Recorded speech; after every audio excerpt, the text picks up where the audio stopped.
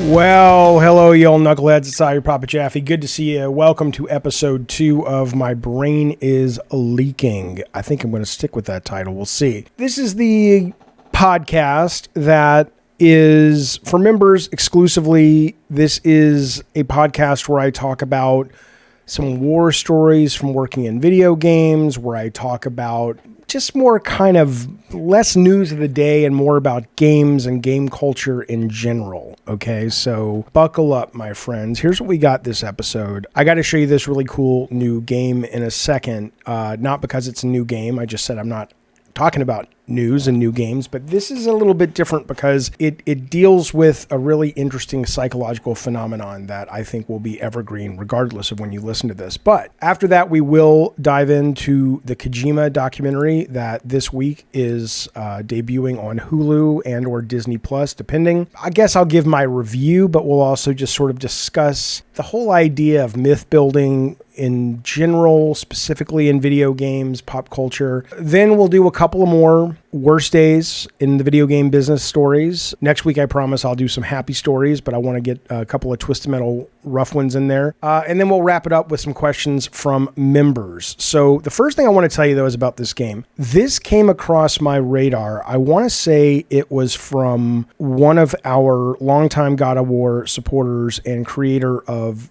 Day One Patch Kids Rotten Tanuki. I could be wrong on that. If I am, let me know. This is a game called Squad 51 versus the Flying Saucers. I'm going to let the trailer play as we chat a little bit because I want to tell you about this word. The word is, and I'm probably going to say it wrong, anemoia. Anemoia. Come on now. The definition is nostalgia for a time you've never known. And it's a relatively recent word. I think it was coined in like 2019, 2018. So it hadn't been around that long. But it's a word that resonates with me specifically as it relates to the 40s and 50s. And there are explanations for why people have this anemoia, which is basically sometimes it's related to what you grew up with as a little kid that your parents were kind of talking about, listening to in the car, watching on television. It's basically is still nostalgia, but it's an almost like hyperinflated version of nostalgia that the idea is the further you, this is at least according to, psychiatrists, psychologists, the further you go back into the past, the more idealized the presentation of that past tends to be. Because, if you are nostalgic for a year ago, you still have the memory sense of like, yeah, I know I'm nostalgic, but I'm not an idiot. I know that wasn't as idyllic as it seems. Well, when you start getting real far back, aka places, times you didn't exist in because you weren't born yet, you end up having an amplified version of that nostalgia. But what's really interesting about it is because you don't have any real life experience with that time period, you aren't able to counteract the nostalgia like you normally would with logic and remembrance of going, well, it wasn't perfect. I'm just kind of remembering the good stuff, or I'm remembering it through a beautiful rose-tinted lens. Because you don't have those sort of memory guardrails, your brain is allowed to really, even though intellectually it's crazy, go off the rails with feeling that it must have just been absolutely perfect. So according to at least some of the articles I've looked at about this, if you have nostalgia for a time that you didn't live in, it's actually more powerful than normal nostalgia because it's easier to trick your brain into thinking that that time really was perfect. And it's amazing. There are people on the internet that, there's one guy I follow on Instagram who's obsessed with the 40s and everything he wears and dresses. And it's like he's, living in Indiana Jones time. And there's a girl who's in her early 20s. I think she's in college and she's obsessed with the 80s and she dresses, like it's the goddamn 80s all the time. God dang 80s. What am I, making a PG fucking thing? You know what I'm saying. It's really weird, but it's really cool. And I have it. I have this disease, I suppose. So for me, it's always been the 40s. It's always been the 50s, specifically 50s horror and fantasy in sci-fi. The idea of like the creature features of like Frankenstein and Dracula from, the late 30s, early 40s, War of the Worlds, all the sort of matinee movies. And it's not even that I watch these and like them. because most of them I don't. Like, I love Godzilla as an idea, and I love Godzilla as a character. No, I've not seen the new one yet. Godzilla Zero, or whatever it's called, but I will. -1, whatever the thing it's called. But it's that there's something about this time period that just feels incredibly innocent and fun and safe to me, right? And I'm sure because my dad and mom grew up roughly in that time period, and so a lot of it's that. A lot of it is I was obsessed with movies as a kid, which meant I was obsessed with movie makers as a kid. And the movie makers when I was a kid were the kids that were coming of age in the 40s, 50s, and early 60s. And in that, I guess, you know, I was nostalgic for their childhoods because I read about them and saw images of them for so much. Anyway, I bring it up because obviously the images on your screen, this is a standard shooter. There's not much special about it in regard. It's not bad. It's pretty good. It's not very long. I haven't finished it yet, but I think it's like you can finish it in an hour and a half or so. But it is all done, I'm assuming, with actual models and some stock footage of the backgrounds. I don't think this is CG made to look like an old 50s sci-fi alien invasion movie. I think these are real props in someone's office, home, studio, whatever. Could be wrong.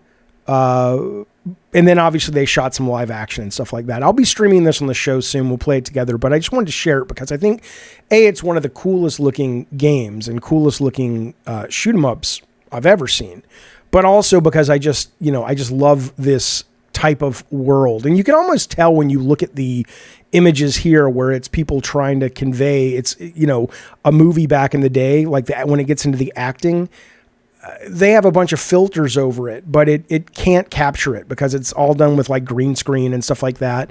But it's the game itself looks very authentic. And then they've got all the talking of the characters over the game while you're playing and stuff. So you hear the drama. It feels like an old radio drama. It's quite cool. And then of course the thing you may have already seen, which is just the piece de resistance. I can't even say it. The big cool thing. How about that? Is that, look at that.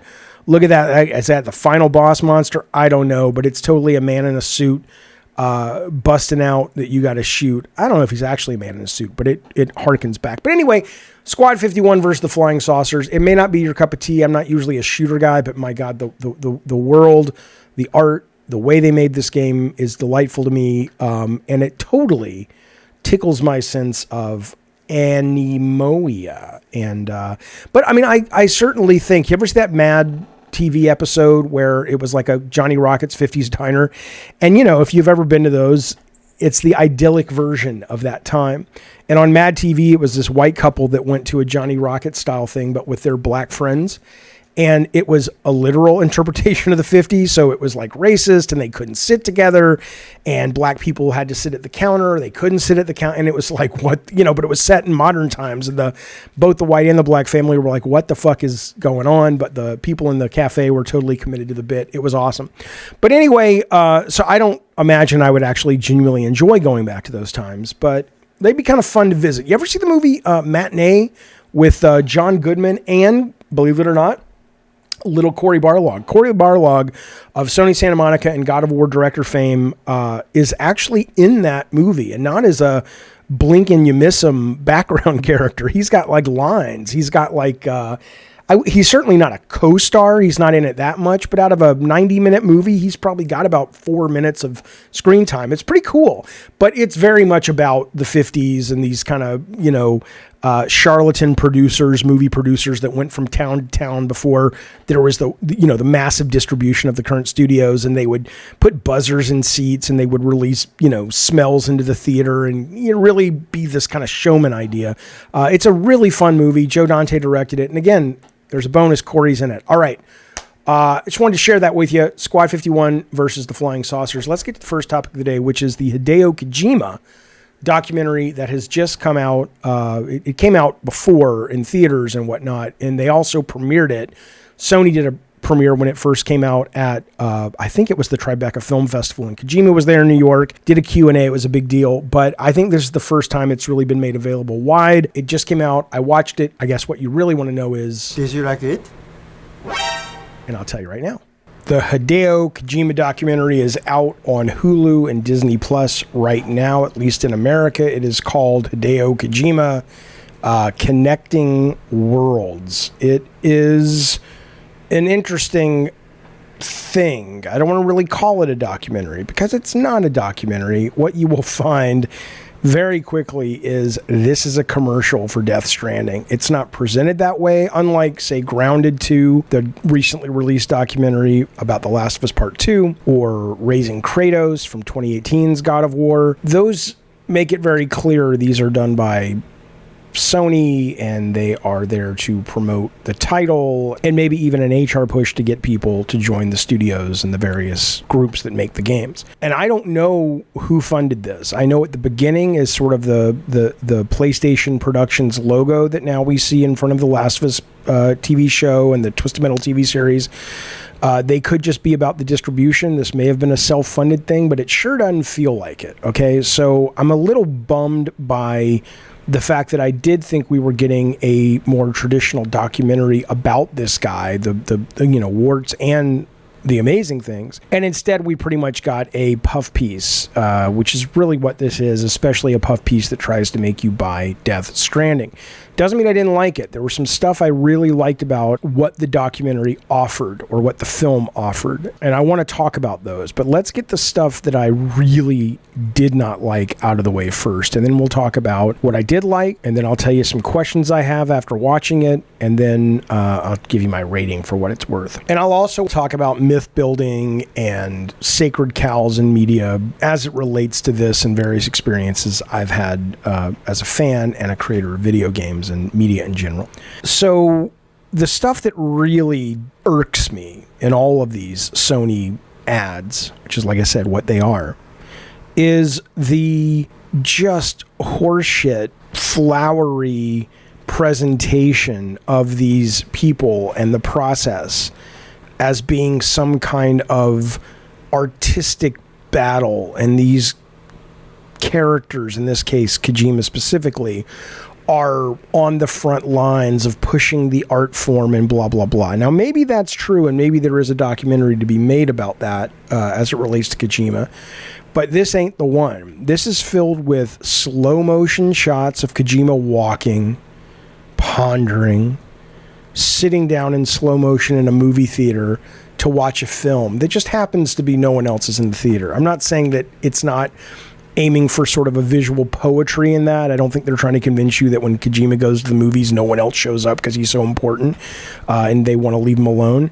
But there, all of these shots try to convey a sense of here is a man lost in a very big brain that we mere mortals are simply not capable of understanding, but at least we can watch as the man ponders the questions of the universe. And then when you take those slow motion, very nicely shot images of him wandering about in Tokyo or somewhere in Japan, and then you play this kind of music, and I'd love to show you this stuff, but Sony, they'll hit you with a copyright. At least me, they will. They did recently, and it's annoying, different story. But if you pair those slow motion shots with this music that is very ethereal and very trancy and just very evocative of these ideas of like something important is going on, something's happening, you're bearing witness to something really special. That's bad enough, right? But then when you take a lot of these talking head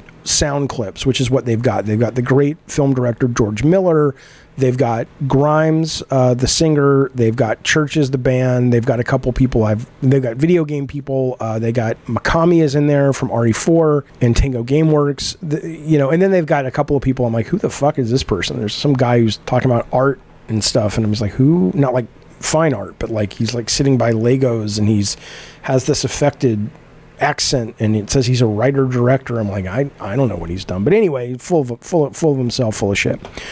At least he comes off that way. Maybe he's not. But the point is, you've got these slow, beautiful shots of Kojima wandering. You've got the ethereal music, and then you've got these talking points from these people. And the talking points are so tropey and benign and vapid to be just utterly useless. You could plug in almost anybody that they're talking about. It's the standard, oh my God, he's such a genius line that you've seen in documentaries, or should I say press-based documentaries ad nauseum for years, okay? A couple of my favorites were, it might have been Church's, the band. One of the guys in the band is like, yeah, I don't know when he sleeps. I don't think he sleeps. Really? It's just shit like that. Just that myth making of like, he doesn't sleep. He's just always thinking. He's always thinking. There's no value in sharing that information unless there literally is part of the documentary that says this is a guy who is struggling with insomnia. And in that, these are where some of these interesting visions and characters like Psycho Mantis and Die Hardman and whatnot have come from.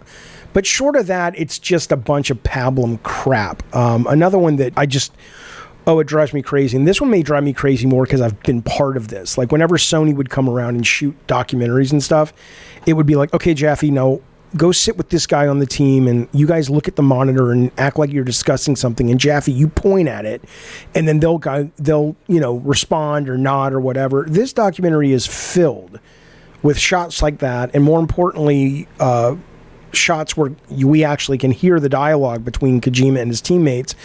And they really come across more like short order cooks. It's like anything he says.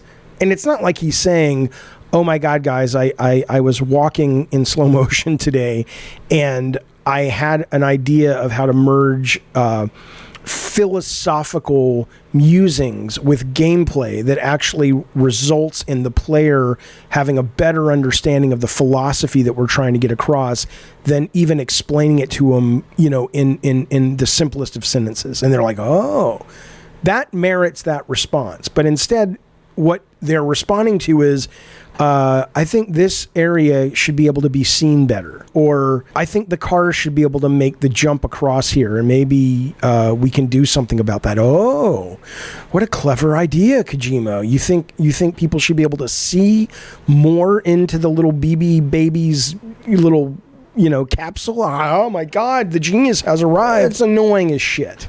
Okay? Because it's horse shit. It's horse shit. And it's annoying because you know it. The other thing is, just my own experience. I remember we did this documentary called Twisted Metal: The Dark Past, and it went on Twisted Metal Head On. And in it, there was a shot of Scott Campbell, the co-creator and co-director of Twisted Metal, and he's standing on this desk looking at this massive printout. I guess this is back in the day where printouts were still you printed it out and it was all attached. You had to kind of pull the papers apart. And it went from 8 feet to the floor. Almost like a kingly scroll that had been unscrolled. And I remember the text on the screen was, the team receives Jaffe's change demands or change list or something like that. And rightly so, when at the time they were called Incog, they saw it, they sent it back and said, you have to change that. We're not, we're not like cooks that just wait around for Jaffe to tell us what to do. We're part of this process as well. It's very similar here, but instead of the documentary crew and the editors going, oh yeah, we just didn't know. We thought it was more dramatic. We'll change it. And in Twisted Metal's case, they did. And they reflected a more honest approach to how games get made and how our game got made. But in this documentary, there are literally parts where, there's a part where Kojima is talking about something about, I don't even fucking remember at this point, but it was just like, oh, I'd like this to be over here like this. And he draws it in a notebook and he gives it to a guy who's sitting next to him, eagerly awaiting, Moses to come down from the mountains with the 10 Commandments. And he takes it and then he turns to his desk and it's like, I'm going to start working on it right away. And it's just, it's dumb and it's disrespectful to the process. And I hate it. Another one was he goes into this bookstore and over that you hear one of the teammates saying, Kojima, he reads a lot and he reads a lot of books and novels and whatever. And then it's like he absorbs them. And from that absorption, he creates new worlds. And it's like that could apply to the greatest creative mind that's ever walked planet Earth.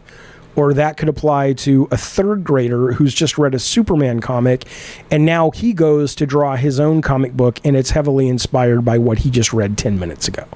Everybody who does creative work, good or bad creative work, is inspired by what they bring into themselves by other medium. It's not a flag that one waves that says, because I do that, my art is great. That's just, you're defining the process and presenting it in such a way that makes it sound like it's special, but it's just a normal thing that any creative does. Now, again, I'm going to get to some good stuff, because this documentary made me like Kojima more, and it made me become much more interested in the actual games he makes. So this is not a bash. It's a bash of the documentary.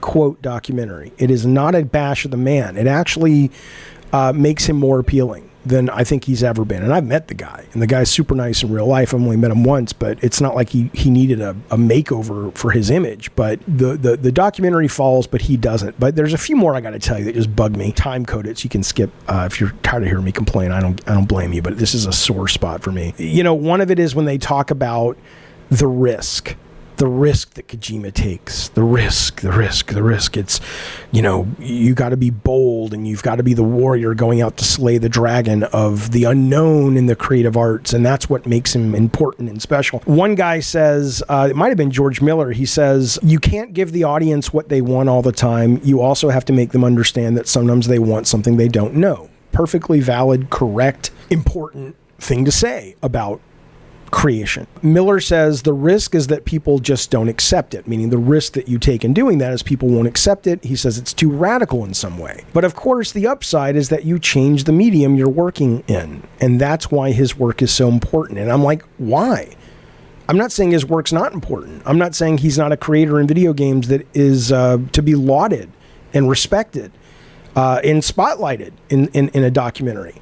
But if you're going to be a documentary and you're going to tell me that his work is so important, and then you're not going to explain why, I'm not saying it's not, but I've played most of his games. I can cite many other games that were a lot more important to the medium. I don't think Metal Gear Solid has really influenced all that much compared to a game like Doom or Mario 64 or some of the Blizzard early games. I don't know why it's allowed or why it's accepted to say something like that. And then if you're making a documentary, you just leave that. Don't you want some details on that? I guess not, because it's not really a documentary, right? But yeah, this idea that he's taking these risks, you know, he's not taking any risk. He's Hideo Kojima. He might be taking an ego risk, but his game is funded by Sony and now Microsoft, and any other publisher would line up. The guy could go get a job anywhere. The risk is, like, I'm following this woman on Kickstarter and Twitter, and she's making a game called Spilled. It's a one-woman band. She works in a grocery store part-time to fund her life, where she lives on a little one-woman boat that she paddles around or engines around. I don't know how it gets where it's going. And she lives on that, and she makes the video game in her spare time. That's somebody taking a goddamn risk. It's like, if this doesn't work, I mean, she's not going to die. But at least her situation is not like, oh, if Sony rejects me and the game fails, I guess I'll have to go to Microsoft. I mean, just be honest with your damn customers, with your consumers, with your audience. It's stupid. There's a lot of stuff like that. It's like, oh, he can see the whole picture. Yes, because he's the director. That's the job. The job of the director of Drawn to Death, which is a game a lot of people come at me and say, that was a shit game, Jeffy. You have no right to criticize anything. Or the director of Death Stranding, a beautifully reviewed game. The job, regardless of the outcome, is your job is to keep the picture in your mind of everything. That's what you do. So you can give people decisions so they can get their work done. It's not romantic. It's not poetic. It's just a practical part of what the job of a director on a movie or a video game or a Broadway play is. The other thing I'll say is, if you're over the age of 12 and you liked this documentary a lot, here's my question for you. Do you think it's a me issue where I'm really sensitive to this shit because I came up believing in the horse shit, and it's almost like being deprogrammed from a cult? You know, it took me a long time in my early adulthood to realize that all that shit I had been fed by the Hollywood PR machine was utter horseshit meant to take money from my parents and put it into the bank accounts of the studios. And so when I came out of that, I'm obviously worked my way through it, and now I'm very suspicious of it, and I'm always on the lookout for it, not consciously, but when I see it, it's really obnoxious. But maybe people like you, if you are over 12, and I hope you are if you're listening to this, maybe you're like, no, we know it's fantasy, Jaffe. We don't believe it as a real thing. It's just kind of fun to believe. It's a fun fantasy. And so this is an epiphany I had recently. So my brother likes this show on Netflix. I want to say it's called Heartbreakers, I think. And I got him for his birthday this little diorama of the characters, right? And it's been sitting on my kitchen counter for 3 months because I have ADD and I haven't had a chance to mail it yet. And I was getting it ready to mail, and I think I was making lunch or something, and I glanced at the title of the show that's printed on the box that says Heartbreakers. And it was written normally, but it was just certain letters were a little bit off. And I just thought that was so charming. Or when I look at a piece of comic book art or action art or concept art in general by someone that really moves me or excites me or whatever, it's me taking in the product as a consumer only without any knowledge of behind the scenes, right? And so in my mind, it must be so fun to be able to be an artist who can draw those cool things. And I'm sure there's a part of it that is. But there's also a big part of it that is incredibly hard. It takes a lot of skill, a lot of practice, a lot of frustration. And maybe the right answer is, as long as you approach this stuff from a perspective of you're in on the joke too. You know Kojima's just this guy. And you know he's not this genius they're trying to make him out to be. It's just, it's fun to pretend. It's fun to believe that, after I come home from my day of work where reality hits me square in the face, it's fun to believe there's this world where these sorts of things and people and ideas and this sort of flowery sense of the world with the slow motion shots and whatnot is a real thing. And in that case, I think if you know what you're getting into, I think that's cool. And that's what I'm wondering. If you watched this and you enjoyed it, is that why? Or did you watch it and you actually bought this? Or you bought the Santa Monica story, how they sold it to you in Raising Kratos, or Grounded 2 with Last of Us Part 2? Because if it's the latter, I have to ask, how do you not recognize that you're being sold to and lied to, basically? And it sounds like I hated this documentary, and I did. But Kojima, as I said, comes off great in this documentary. And his game, this documentary has made me want to play Death Stranding. I've already played it for about 4 hours when it first came out, or a few months after, and I liked it. It was a little slow. But Kojima talks about his motivations, and I've heard him talk about it in the press before, but having this kind of unedited moment to talk about that sense of people are more isolated, and I really wanted to do something that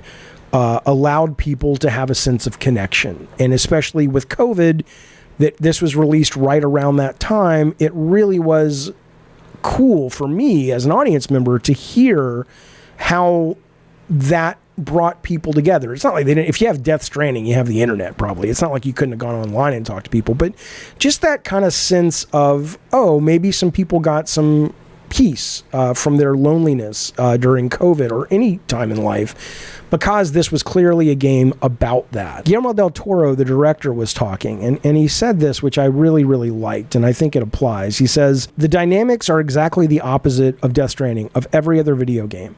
You are taught virtues that seem impossible in gaming. Patience, empathy, solidarity." Now, I'm pretty empathetic, and I'm down with solidarity. I don't have a lot of patience. And I was like, maybe I really do need, not that I think most games deserve my patience, because it's like, you're here to entertain me. I gave you my money. What the fuck is taking so long? But in the case of, if that's the intention and there's a meta to it, there's a reason it starts really slow burn besides just arty-farty reasons, I'm interested. So he says, you're taught virtues that seem impossible in gaming: patience, empathy, solidarity. It's the only game I've played where I thought I was a better person at the end of the game. Now that lands with me, because I'm like, what a neat thing for a game to be able to do. I've never played a game that's made me feel that way, and I'm much more motivated to play this now. Troy Baker, the great Troy Baker, he's been on our show, the voice actor who voices, I don't know the name, one of the characters in the game. I think he's the bad guy who goes against Sam Bridges at a point. Here's what he says. This is great. He says, there's something that the game could do that no show, no movie could do. Not as effectively. That's one of the things I love about this art form. It's that you and I could go and look at a painting together and we can have a conversation about it. But there's a difference between you and I picking up a paintbrush or our own paintbrushes together and painting something together.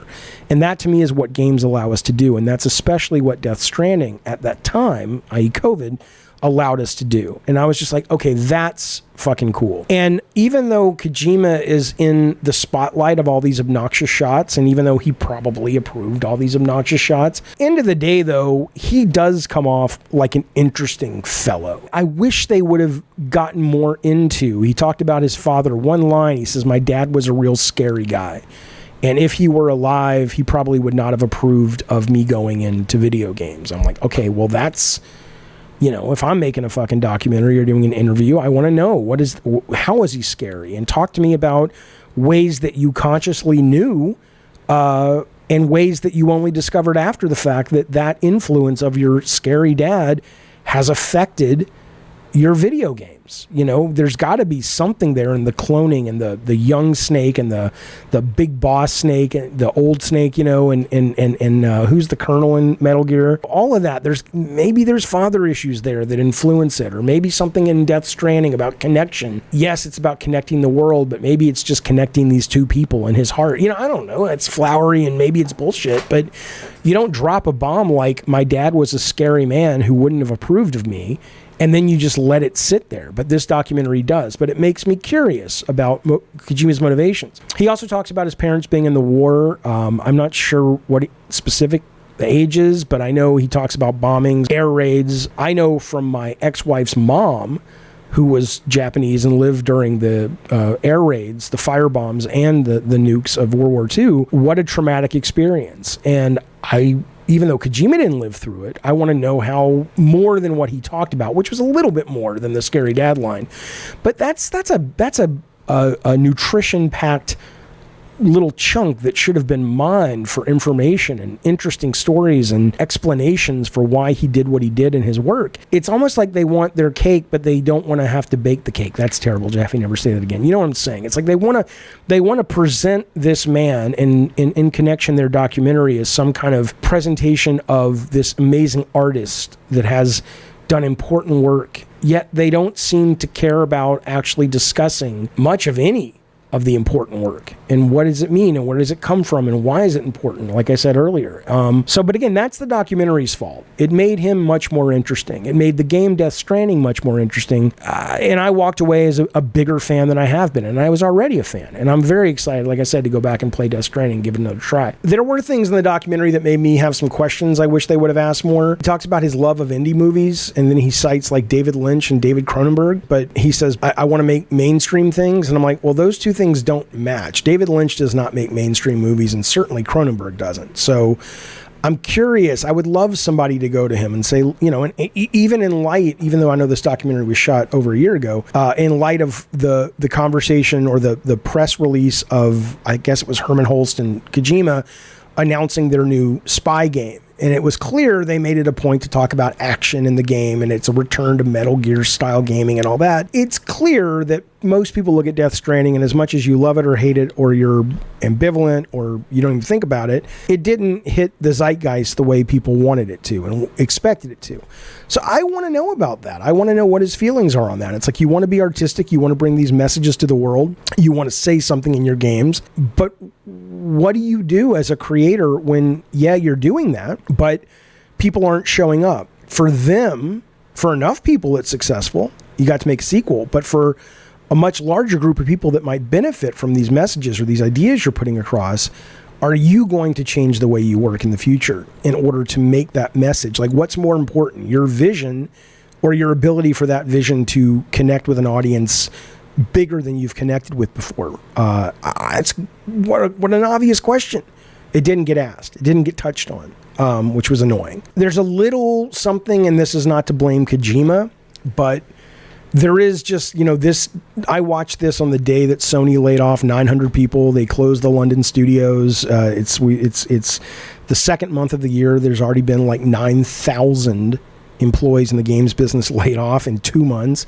There's something vulgar about watching all of these famous, well-paid actors and musicians, and just the vulgarity of expense when it comes to making a game like this. It clearly is born out of his love of movies, and that's fine and that's great, but to not press on the why does the production have to be so expensive? Why does it have to be so risky? Can't you express these ideas in a different way, because when you're expressing him at this level, no matter how good it looks, you know, you're not gonna get your message to as many people with a walking simulator, whether it looks like a super low budget indie game or Death Stranding. I want to know that. The last thing I'll say that I was curious about, but I loved, and I wish they would have asked him, Grimes, the musician, I'm not going to quote her, but I'll paraphrase her. She says, there's something about his games that brings you into that uncanny valley between comedy and earnestness. And you want to kind of ask, is this a joke? And she's talking about it in the part of the documentary where a lot of the people are like, we don't really understand what this is in terms of Death Stranding. And, you know, it's presented, as you would imagine by now listening to this, it's presented as a only he can really understand it right now. We're just showing up and it's like, just say yes to this guy. He's a genius. We can't pretend to know what he's thinking, but it's really fucking good, right? And okay, fine. Maybe that's true, maybe it's not, maybe it's 50-50, which is more likely. But there is something about his stuff that I would love to ask that. I wish that were asked. It's like, how much of this is you believing all of this insane, crazy shit you put in your games? And how much of it is, I think it's cool and I like it, but I also know it's preposterously stupid in parts. And I don't mean stupid like it's bad, but just like so absurdly ridiculous in parts of all of his games. And that's not only is it his style, but here's the reason for that. Here's what he's trying to convey with that. I would love to know that. Why wasn't that asked? I thought it was kind of shitty that they, you know, even Herman Hulst, who should know better, is like, before Kojima, all games were about combat. No one, you know, Kojima basically brought stealth to gaming. And it's like, no, he didn't. There were plenty of other stealth games before Kojima. Did he popularize it amongst, you know, core gamers? Absolutely. But, you know, come on, let's lay back on the lies, if you would. I struggled to get through this documentary. Like I said, I liked what it was about. I loved the fact that it reignited my interest, or really for the first time gave me a great interest in Death Stranding. Super excited for that. Kojima comes off as great, but it was it should be ashamed of itself to call itself a documentary. It is a puff piece. It is marketing, and that's fine. But shame on you, Sony, or whoever packaged this as it is. Because just imagine people watching this who don't know any better. And then going into a studio like I did when I first worked on Mickey Mania. Like, the director has arrived, everybody. Here, Traveler's Tales, let me tell you exactly what to do and how to do it. I don't really care about your talent. You're just there to make, you know, you're a short order cook. Here's my order. Make it good and fix what I don't like. I mean, that's the message of what it means to be a game director. And we saw it in some of these other documentaries Sony worked on. I think it's a bad look. And I think it's really unfortunate for people who buy this and don't know any better. But Kojima comes off great. The game I'm excited to get back into. I'm much more excited for Death Stranding 2 now. So, you know, end of the day, mission accomplished. As a documentary, it's crap. I would say out of scale of 1 to 10, 10 being the best documentary ever made. This is like a 2.5. They touch on things that make you go, ooh, this could be, and they don't cover it. So at least they, you know, let somebody else in the future who might make a documentary go, hey, I'm going to ask why his work's important, or I'm going to tell the audience why his work is important. Why is his work any more important, or why is his work more influential than the guys who made Fortnite, or the guys who made, or the girls who made the first browser game? I'm not saying it's not, but you don't plant that flag without some fucking details, fellas. I'm curious if you've watched it. Hit me up in the comments. Let me know what you think, because maybe I'm an outlier. Maybe everybody just fucking loves this fucking thing. Right now, it's sitting, I think, if you go over to IMDb, it's sitting at a 7. Let's see, Rotten Tomatoes is giving this at the moment. There are no critical reviews of this. Okay, let's do Metacritic and see. Oh, well, Kotaku doesn't like it. The Kojima documentary is the worst kind of fan service. Okay, all right. Yeah, look at this. Premiered at Tribeca, the documentary inflates Kojima's mythology as an untouchable auteur until it totally obscures him. Good. So I wonder what other people think. I'll check into some other reviews. That's interesting that I agree with Kotaku. Escapist agreed as well. So yeah, maybe this got just butchered, but I never really heard what people thought about it. But it's out now. You can judge for yourself. Let me know what you think. There's my review. 2.5 out of 10. Well, I think right about now it's a good time to open up the members' mailbag. Thank you guys for all the questions. There wasn't a dud in them. They were all really good, and I will get to all of them as we move through episodes. However, today I'm going to pick 3. If you want to send in a question, there will be a room in the Discord specifically where you can put that, and I'll probably put out community posts from time to time as well, like we did the other day. But for today, there are 3 questions I'm going to get to, and the first one comes from our good pal Alex S. Here's what he says. He says, Jaffe, which game do you think has the potential to be Game of the Year for this year, even if we assume you haven't played it yet, which is probable? Well, Game of the Year is a goofy little concept because it really is a personal choice, right? But if you're talking about one of the big shows, or which game do I think is going to be the most nominated and most rewarded, yeah, I can give you my thoughts on that. What I did to answer this is, if you go over to, a lot of sites have this is from Polygon, they list all the games that we know of that are coming this year. So I would like to think there'll be some surprises that we don't even know about yet. But when you're talking about Game of the Year categories and what usually gets nominated, you know more than a year in advance that it's coming down the line. But you'll get that weird indie thing. Like I don't think most people knew about Dave the Diver this time last year. They might have, but maybe it was an early access. But it wouldn't surprise me if there's a game that we'll get on the list that we haven't even heard of that's from the indie space. But here's the main list, big releases and small releases that Polygon knows about. So here's what I got. I got 3 categories. I've got sure things. I've got if the wind is blowing the right way and all the cards fall, and just, do cards even fall? Let the cards fall where they may. It doesn't matter. If everything goes just right, that's the second category. It could be.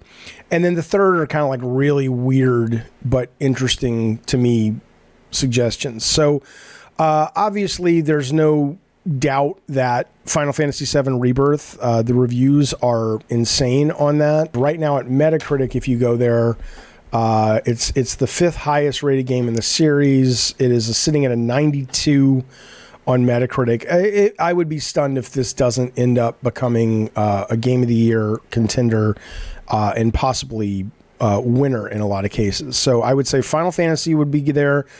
Haven't played Dragon's Dogma 2, but it seems like it is now its time. I think Dragon's Dogma 1 being the cult hit that a lot of people love and still talk about. We're finally at a large number. People are paying attention to the series.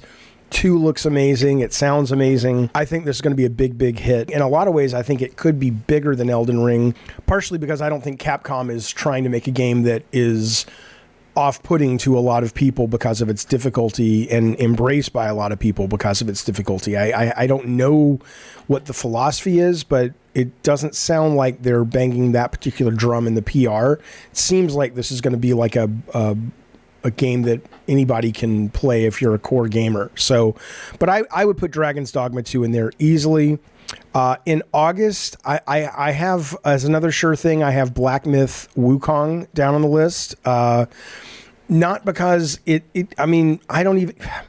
That one barely makes it into the sure thing category. The graphics are just gorgeous. It's going to be interesting to see what sort of the, super woke liberal, of which I am one of the super woke liberal people, but those in the media do with this. Because on one hand, it's kind of a feather in your cap to say, hey, I want to celebrate new developers, and it's China, and they're kind of breaking into the AAA.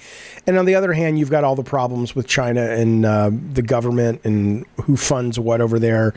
So, maybe. Nothing in the gameplay they've shown is like, I've never seen anything like that in my life, but that is becoming less and less of a requirement. It seems, at some of these shows. So, but Black Myth Wukong, I would say, is a probable. It's barely a probable. It's kind of hanging on the edge there. And those would be the sure things. I think the 2 obvious ones would be Final Fantasy and Dragon's Dogma, maybe with Black Myth coming in under the wire, but certainly Final Fantasy and Dogma. If you want to talk about the ones where if the wind blows in just the right way, I would say the first one we have coming up this year would be I can never say this title, Senua's Saga Hellblade 2. I don't know. I haven't played the first one, and I haven't enjoyed any of their promotions for this game because it's just a bunch of bloviating, pontificating, obnoxious, look how special we are interviews. I need to see the game, but based on what the game is about and based on the fact that it's been in development for a long time, it's a sequel to a beloved game that does have something to say important about mental health, and the way they do it apparently is really successful and really impressive and effective. If the game is able to be what they promise in these obnoxious behind the scenes videos, then I would say this could very easily see itself as a Game of the Year contender, which would be amazing, because when is the last time, if ever, in the last 10 years anyway, has Microsoft had a Game of the Year contender? I'm sure they have, but maybe they haven't. I don't know. So I would say, though, this is the first one. It's like, if the wind's blowing the right way, Hellblade 2. You know, I had Elden Ring, Shadow of the Erdtree DLC. It's not, I'm going to take that off. I'm going to say I don't see that happening, not because it's DLC. I think there will be a day where we see DLC where it's like, holy cow, that can be in the conversation for Game of the Year. But I think from what I've seen of this, it looks big, it looks cool, it's exciting. Of course, I will be playing it, but it is very much more of Elden Ring, which is exactly what they should be giving us. So I'm gonna remove this one. Stalker 2: Heart of Chernobyl. It's not Chernobyl. That was Chernobyl, but it's how you spell Chernobyl. I don't care.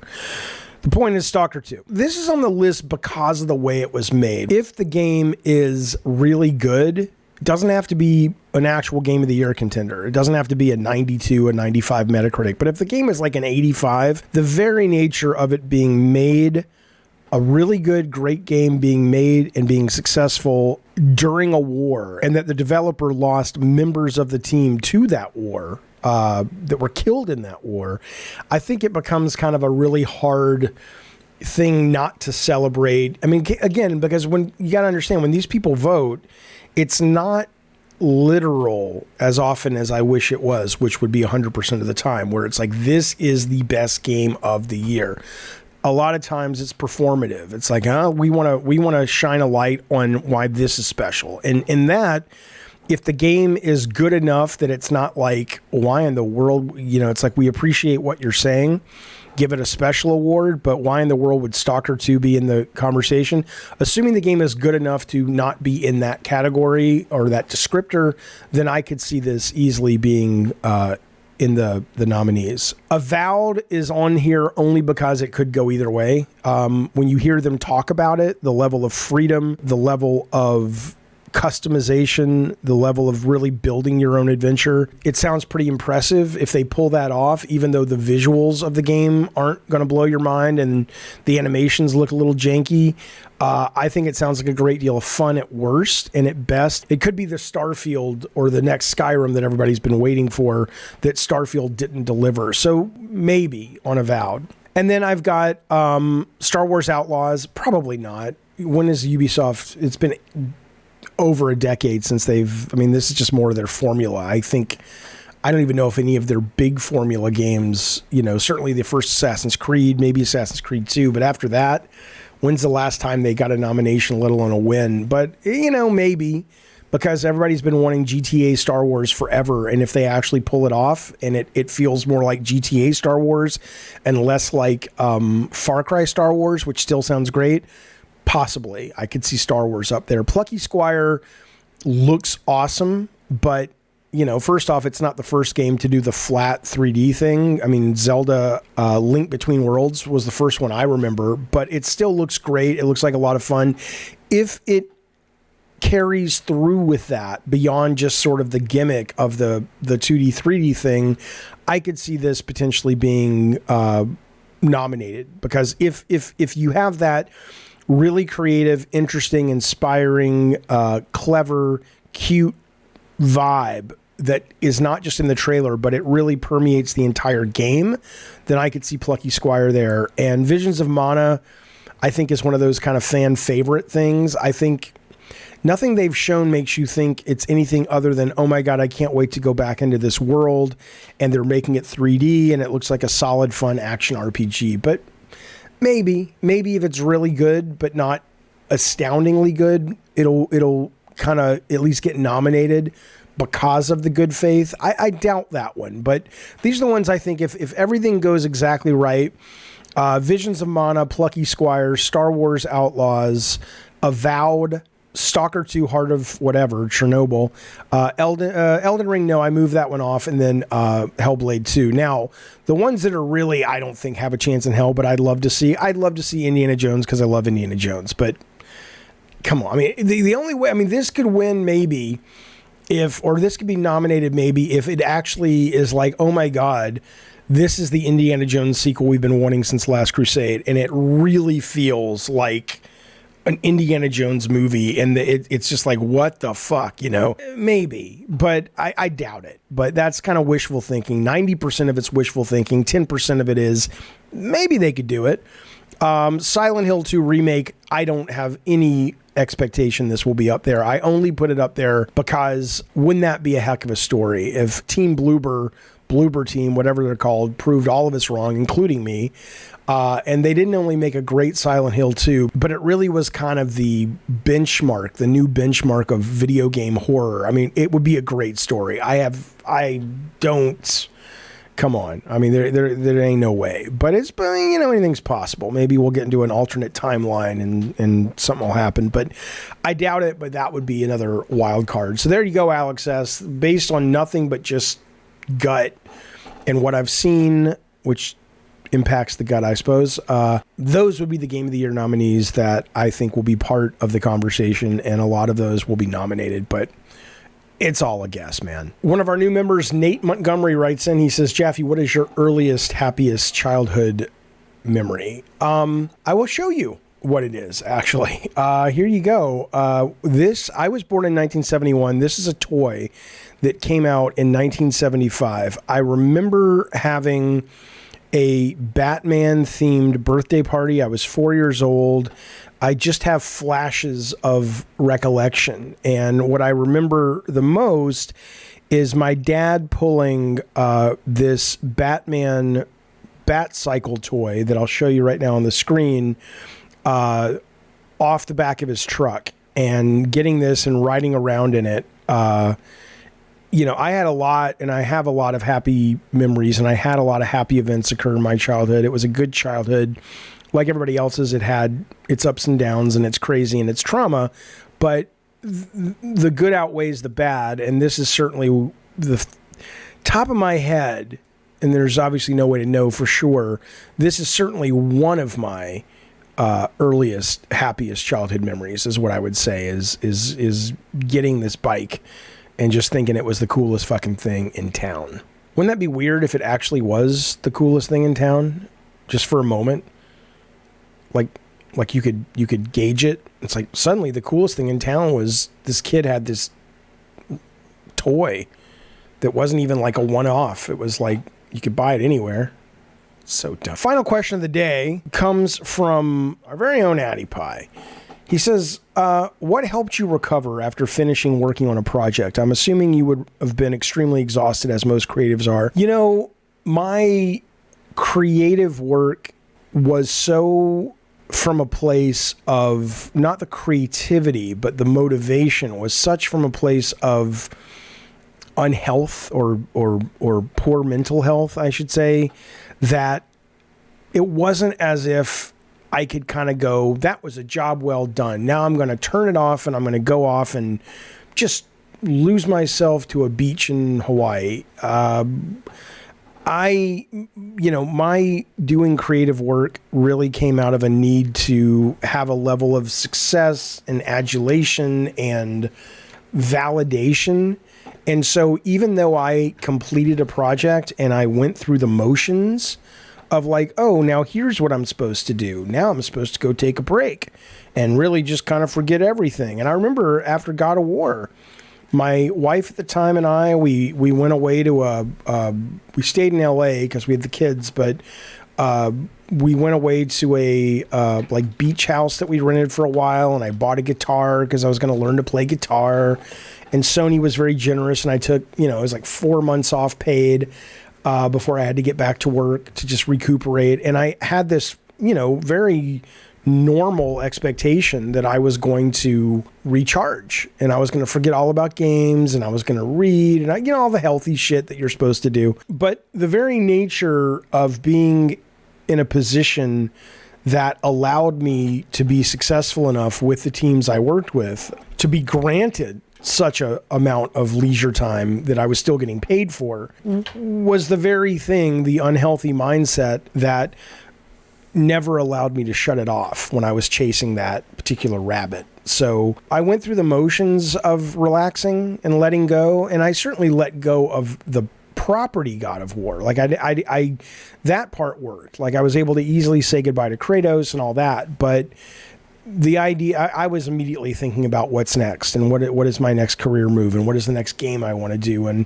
let me play all the games that are hitting so I can make sure I understand where the competition is. And I was never able to shut it off ever. And I'm okay with that. I mean, I don't really have hobbies other than, hanging with the family.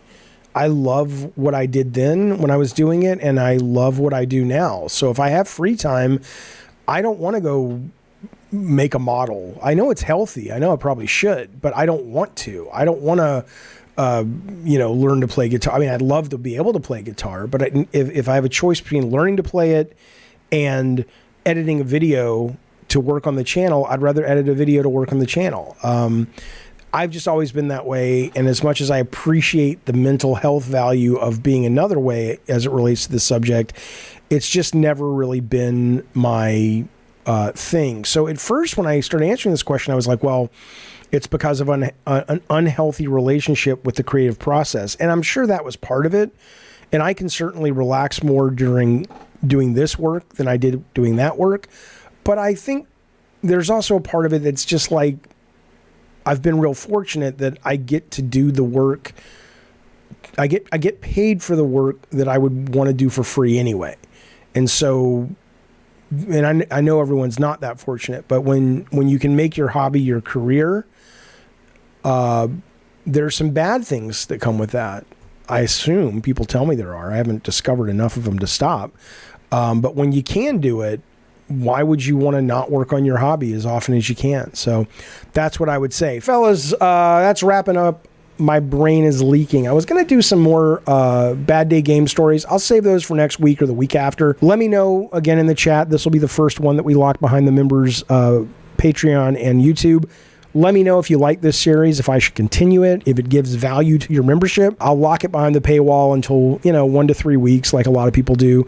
But the first week at least, maybe the first 2 weeks, this is going to be just for members. So I'm very curious if you feel it brings anything to your life. Is it important work? Like Kojima. Wink. And of course, be sure to check out Day One Patch Kids. You see them over there on the left. They are Garbage Pail Kids meet video games. They're wonderful stickers, mugs, t-shirts, all kinds of great stuff over there from our very own Rotten Tanuki. Alex Plox, who did our intro music, does a lot of great music on the internet. All of this is in the link tree below. Three Daddy Podcast as well. In fact, I was on their show recently. Check me out on the Three Daddy Podcast on YouTube. It was a lot of fun. It was like kind of a raw, vulgar version of Last Stand Media's Constellations. And then Alex Plox, here he is again as we head off into the sunset with Twist Metal, Quake Zone Rumble done in a more synthy kind of way. Be well, my friends.